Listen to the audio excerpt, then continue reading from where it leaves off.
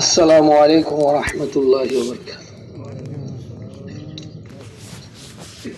الحمد للہ وکفا وسلام علی عباده الذین اصطفى، اما بعد اعوذ باللہ من الشیطان الرجیم۔ یرفع اللہ الذین آمنوا منکم والذین اوتوا العلم درجات واللہ خبیر بما تعملون۔ وقال علیہ الصلاة والسلام: من جاءه الموت وهو يطلب العلم ليحيي به الإسلام فبينه وبين النبيين درجة واحدة في الجنة، أو كما قال عليه الصلاة والسلام۔ قابل احترام حضرات علماء کرام، اللہ جل جلالہ و منوالہ کا فضل اور کرم ہے کہ اللہ نے آپ حضرات کی نسبت کو اللہ کے علم کے ساتھ کر دیا۔ دنیا کی سارے نسبت سے کاٹ کے علم الہی کے ساتھ اللہ جل شانہ و منوالہ نے آپ حضرات کو جوڑ دیا۔ دوستو، یہ تو اللہ سے منتخب ہے۔ اللہ جل جلالہ و منوالہ جیسے پہلے انبیاء علیہم السلام کی سینہ کو علم کے لیے پسند کرتے، چھانٹ لیتا، اسی طرح علماء کرام کی سینہ کو اللہ نے سارے لوگوں کی سینہ سے پسند کر کے اللہ کے علم کے لیے یہ اختیار کیا۔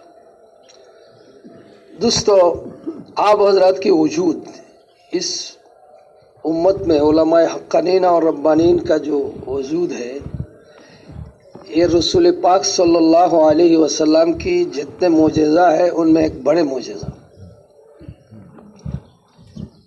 دوستو،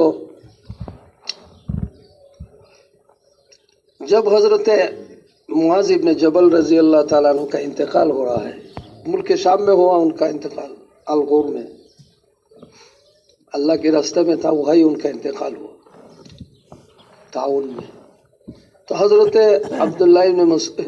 معاذ ابن جبل رضی اللہ عنہ کی شاگرد رو رہا تھا، تو انہوں نے پوچھا کہ کیوں روتے ہوں؟ آپ کے ساتھ تو میرا نسبی کوئی تعلق نہیں، میں آپ سے استفادہ کرتا رہا، دین سیکھ رہا تھا، ابھی وہ سلسلہ ختم ہو جائے گا موت کی وجہ سے، تو اسی لیے میں رو رہا ہوں۔ تو انہوں نے تو جواب میں فرمایا حضرت معاذ ابن جبل رضی اللہ تعالیٰ عنہ نے کہ مت رو، سن لو، قیامت تک اللہ جل جلالہ و منوالہ اس امت میں علماء حقانین اور ربانین بناتے رہیں گے۔ اسی لیے دوستو، اللہ جل شانہ و منوالہ نے جس کو علم سے نوازا، دنیا اور آخرت کی سارے بالائی ان کو دیا۔ دنیا کے جتنے اسباب ہیں وہ ساتھ چھوڑے گا، لیکن علم نہیں چھوڑے گا ساتھ۔ پھر دوستو، یہ واقعی ہے، پہلے امت میں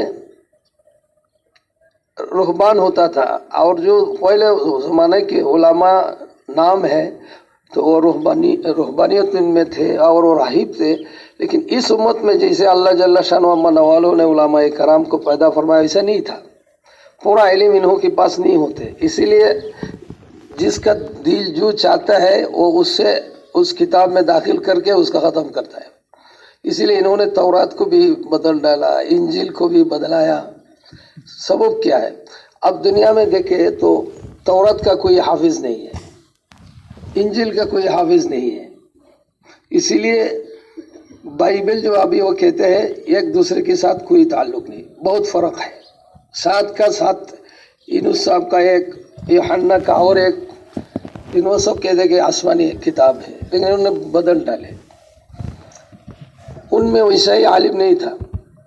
اس کا دلیل ہے کہ دنیا میں کوئی انجیل کا حافظ، تورات کا حافظ نہیں، ایک ملتا ہے لیکن وہ امتی نہیں۔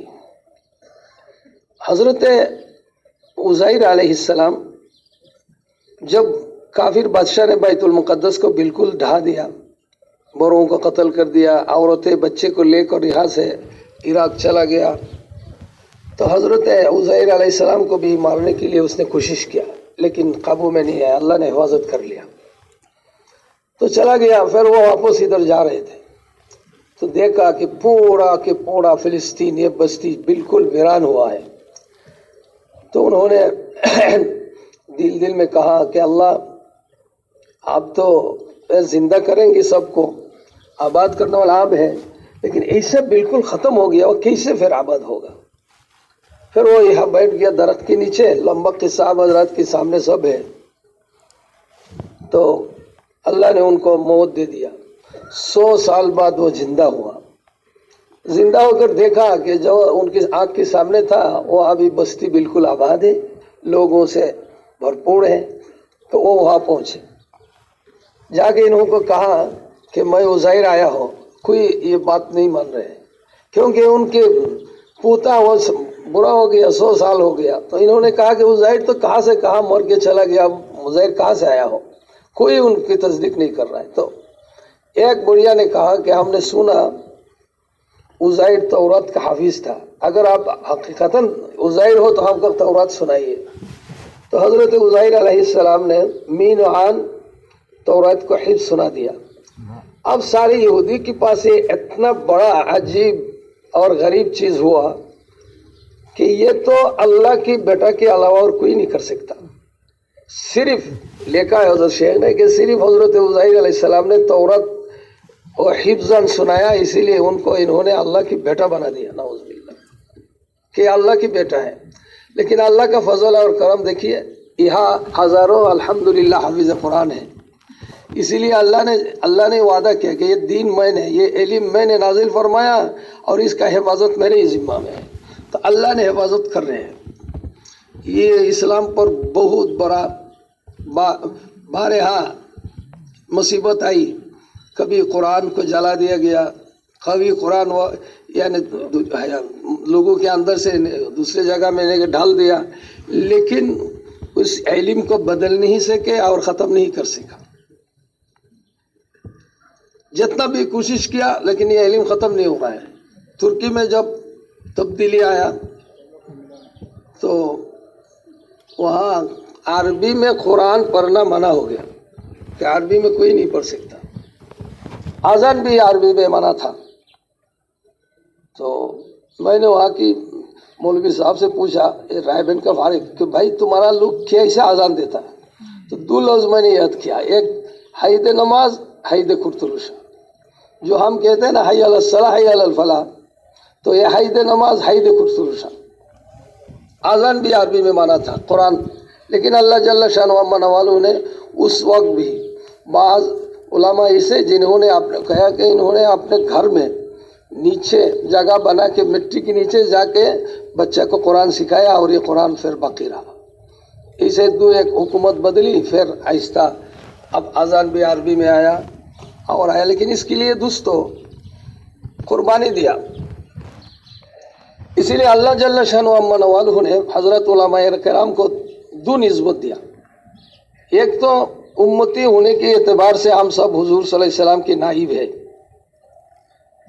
سب یہ امت جو عالم غیر عالم سب حضور کی نائب ہے. قل هذه سبیلی ادعو الی اللہ علی بصیرۃ انا ومن اتبعنی، ایمان آمن بھی سب. لیکن دوستو اللہ جل شانہ و نوالہ نے آپ حضرات پر اور ایک نسبت دیا، اور وہ کیا ہے کہ العلماء ورثۃ الانبیاء. آپ حضرات نبی کی سارے نبیوں کی وارث ہیں. اور یہ بات ظاہر ہے کہ کسی نبی نے کوئی درہم اور دینار نہیں چھوڑے بلکہ علم چھوڑا. تو اسی اعتبار سے آپ حضرات وارث بھی ہیں، نائب بھی ہیں. اسی لیے علماء کی ذمہ میں ہر زمانہ میں رہا. انہوں نے اس بات کو پورا کیا کہ اشاعت دین، تبلیغ دین بھی علماء کی ذمہ میں تھا. انہوں نے یہ فریضہ بھی ادا کیا، اور حفاظت دین کی حفاظت. دوستو اس دین کی حفاظت کی بھی انہوں نے ذمہ داری ادا کیا. اسی لیے دوستو ایک زمانہ مسلمان پر گزرے جن میں علماء کرام کو بہت بڑا قربانی دینا پڑے. عام مسلمان کو اتنا نہیں پڑا.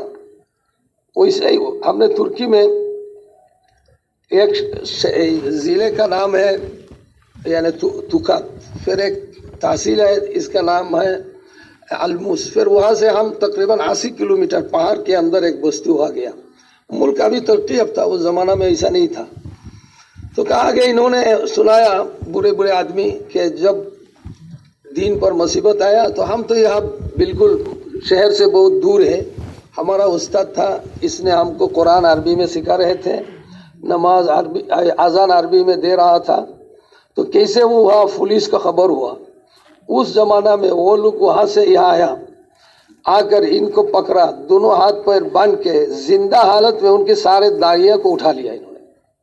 इतना बड़ा जुल्म किया और कहा कि घर सारा ढहा दिया, और इन्होंने समझा कि मर गया, इसको छोड़ के चला गया।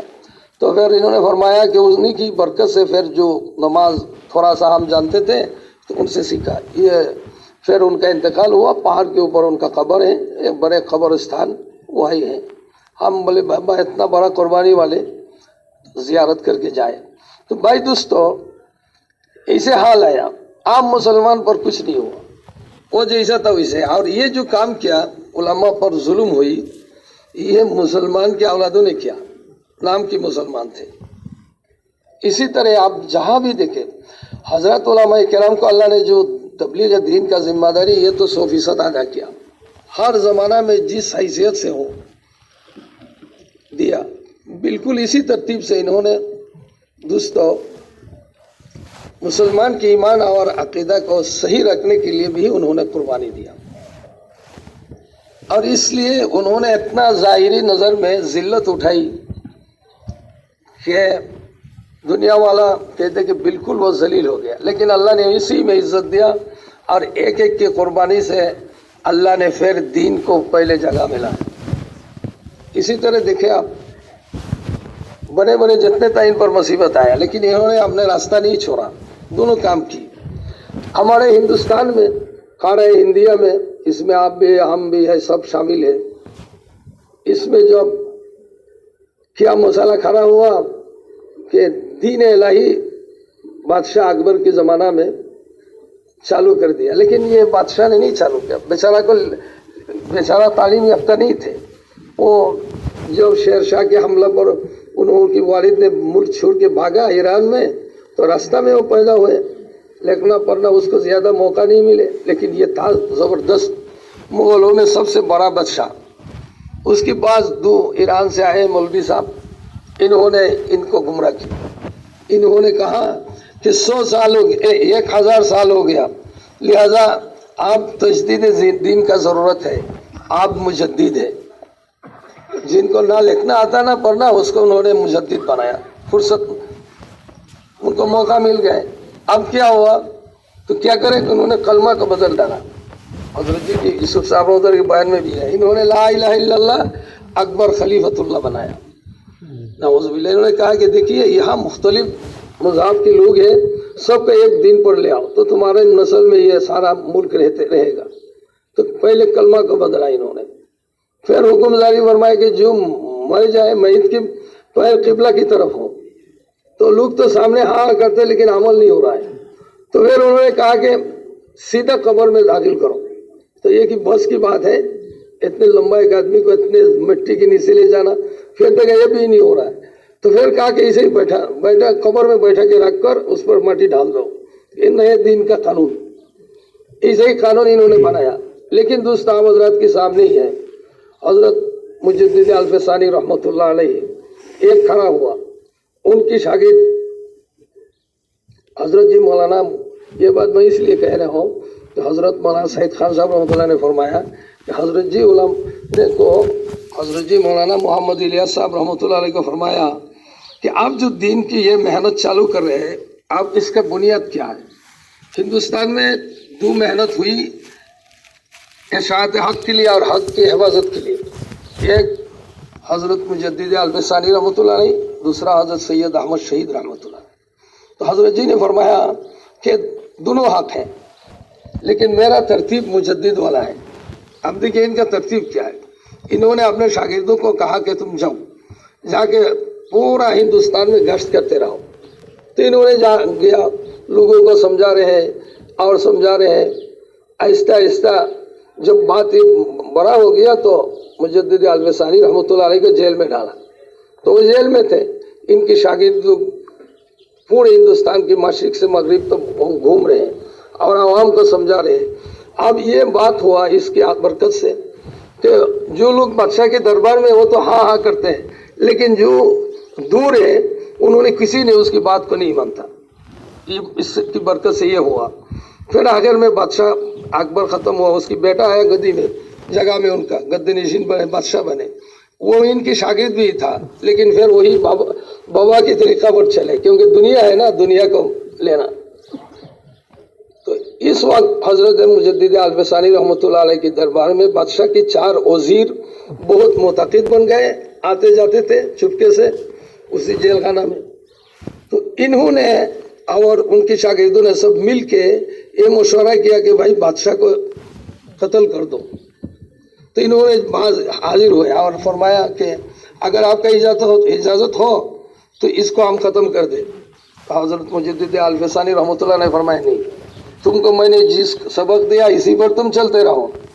तो हज़रत मुजद्दिद अल-फसानी रहमतुल्लाह अलैह के शागिर्दों ने वही अपने तरीक़ा पर रहे और वो जेल में है।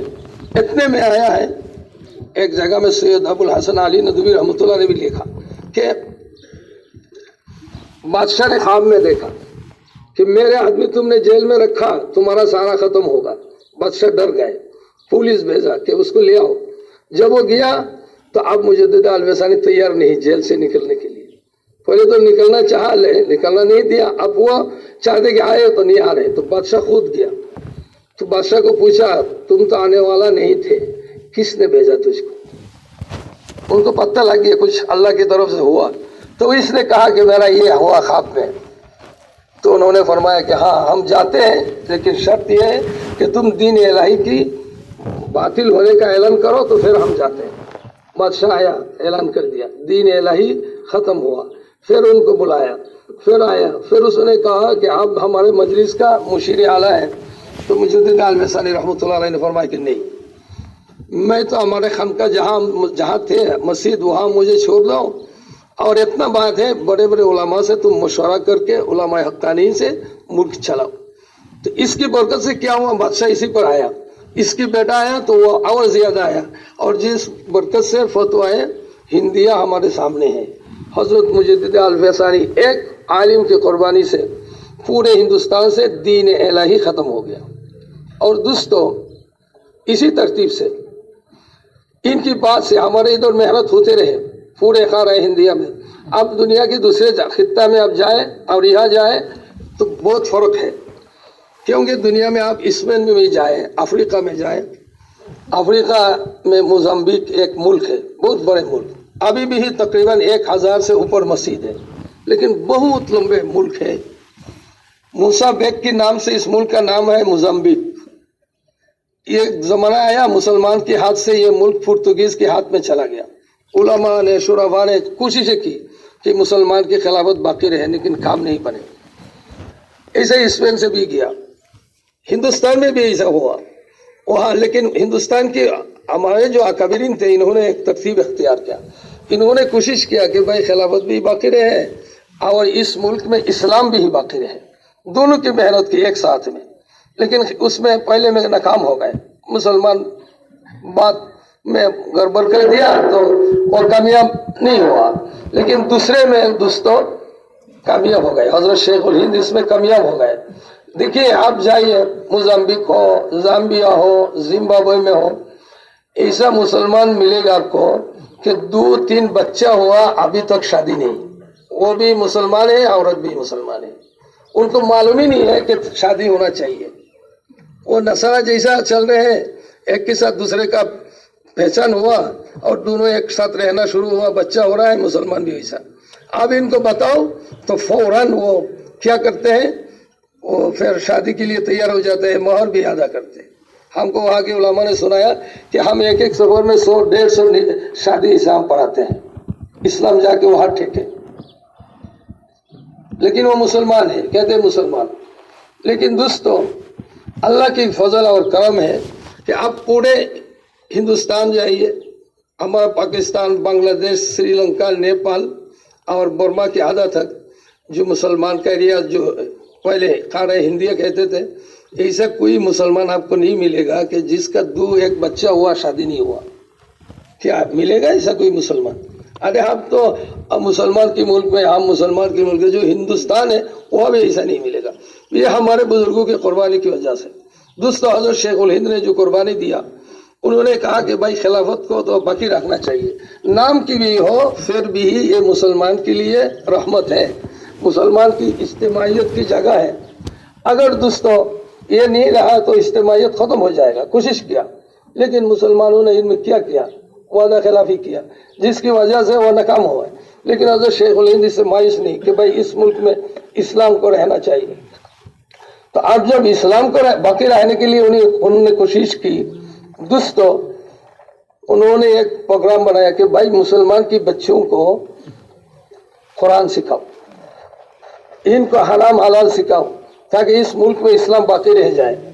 ये काम स्पेन में नहीं हुआ, उधर नहीं हुआ। इसीलिए स्पेन में आप जाइए, मुसलमान की औरतें दादी नानी बन के कब्र में गया और इस्लाम के बगैर वो कब्र में गया। अब वहाँ अरब के खून के जैसा इनके आंख झगड़ा लगा दूसरे के साथ, जो यूरोप के लोग हैं, तो कहते देख हमारे अंदर अरब का खून है, लेकिन उसके पास इस्लाम नहीं है, कुछ नहीं है, अरब का खून है। दोस्तों, ये जो सारा चीज हुआ उधर, क्योंकि उधर इस्लाम बाकी रहे इसकी मेहनत नहीं हुआ। और इधर हज़रत शेखुल हिंद ने जो मेहनत की, जब सुद्दी सिंह एक था, इसने हिंदुस्तान में अंग्रेज ने लगाया कि सबको मुसलमान को हिंदू बना लो। तो इस वक्त ये सारे बुजुर्गों ने फिक्र किया कि इस मुल्क में कैसे इस्लाम को जिंदा रखा जाए। तो जब इन्होंने मेहनत की, अल्हम्दुलिल्लाह इसी सिलसिला से आखिर में, पहले तो ये मुमकिन नहीं था कि मुसलमान के लिए बच्चों के लिए मदरसा बनाए, लेकिन इन्होंने इसे जमा करके दरख्त के नीचे उधर मस्जिद के कोने में बैठा के इन्होंने कुरान सिखाई, जिसकी बरकत से आज कितने दारुल उलूम बने। आप जाइए, हमारे बांग्लादेश में एक दारुल उलूम जो है मोइनुल इस्लाम, जो चिटागांग में है, तकरीबन 3000 लड़का हर साल बुखारी शरीफ पढ़ते हैं। सिर्फ दौरा हदीस में 3000 के करीब। इस साल भी 2700 से ज्यादा थे। तो भाई दोस्तों और बुजुर्गों, ऐसे ढाका में आप हजारों मदरसा, आप इधर आइए कराची में कितना मदरसा है, लाहौर में कितने मदरसा, और पूरे सरहद मिला के कितने मदरसा होगा। उधर हुकूमत ने हिसाब लगाया कि एक साल में 18 से 20 लाख बच्चा कुरान पढ़ते हैं बांग्लादेश में। अल्हम्दुलिल्लाह, इसे जगह कोई बात नहीं था। दावा तो तबलीग की मेहनत जब शुरू हुआ तो इन लोगों के अंदर, बड़े बड़े लोगों के अंदर शौक पैदा हुए। अब क्या हुआ, हर एक चाहते कि मैं भी एक मदरसा बना दूं, मैं भी एक मदरसा बना दूं। फिर अल्हम्दुलिल्लाह ये बात और अल्लाह ने आगे बढ़ाई कि मदरसा वाला ने खूब अच्छे तरह मेहनत की। अल्हम्दुलिल्लाह आहिस्ता आहिस्ता माहौल भी दीनी बनते जा रहे हैं। इधर हजरत जी को अल्लाह ने इस काम के लिए पसंद फरमाई कि हजरत जी को सन 1917 में रायपुर में मशवरा किया। 3 बुजुर्ग, हजरत शाह अब्दुल रहीम रायपुरी रहमहुल्लाह और हजरत खलील अहमद सहारनपुरी रहमतुल्लाह अलैह और हजरत जी मौलाना मोहम्मद इलियास साहब रहमतुल्लाह अलैह, तीनों ने फिक्र किया कि भाई ये हिंदुस्तान में आप इस्लाम कैसे बाकी है, क्योंकि मुसलमान को जमा करके दीन की बात करो तो ख़त्म कर देता है अंग्रेज, और इधर लगाया कि मुसलमान को इस्लाम से हटाओ, हिंदू बनाओ। अब क्या किया जाए? तो इन्होंने इस बात पर फिक्र की। दूसरा हजरत गंगोई की सीधा खलीफा ही थे, और तीसरा तो नायक था, लेकिन खिलाफत उनको हजरत जी को खलील अहमद सहारनपुरी रहमतुल्लाह से मिले। तो इन्होंने तीनों ने फिक्र करके उठे। फिर अल्लाह की फजल से सन 27 को जाके अल्लाह ने हजरत जी को इस काम का राहबरी कराई। और जब अल्लाह ने हजरत जी को इस रास्ता दिखाया, जब इन्होंने काम शुरू किया तो ऐसे ही नहीं शुरू किया, सारे उलमा को लेकर मशवरा करके इस काम को लोगों के सामने हजरत जी मुफ्ती साहब के पास हाजिर हुआ, हाथ में खंजर था। आगे कहा कि मुफ्ती साहब, मेरे दिल में एक काम करने का जज्बा आया, ये बगैर करने के मुझे चारा नहीं है, ये दीन और शरीयत के मुताबिक हो तो आप मुझे बताइए, हम तो करते जाएंगे, और शरीयत का खिलाफ, कुरान हदीस का खिलाफ हो तो ये छुरी आपके पास है, मुझे ज़बह कर देना, और नया फितना उम्मत में खड़ा ना हो। अगर ऐसा कोई फितना खड़ा हो जाए तो इसके लिए आप ذمہ دار بنیں گے. پھر حضرت جی نے سارا ترتیب بتائی تو فرمایا کہ یہ بالکل حق ہے. تو اس کے بعد حضرت جی گیا اور کہا کہ مفتی صاحب نے بتا دیا یہ حق ہے. اس کی بات سے جب حضرت جی نے کام کیا تو الحمدللہ کام کرتے کرتے کہاں سے کہا گیا. جس زمانہ میں سے روزہ نہیں لگانے کے لیے کوئی تیار تھا، آج سال کے سال کتنے علماء اکرام کو اللہ نے لگا لیا. اسی لیے دوستو یہ ہمارے بزرگوں کی قربانی کی نتیجہ ہے.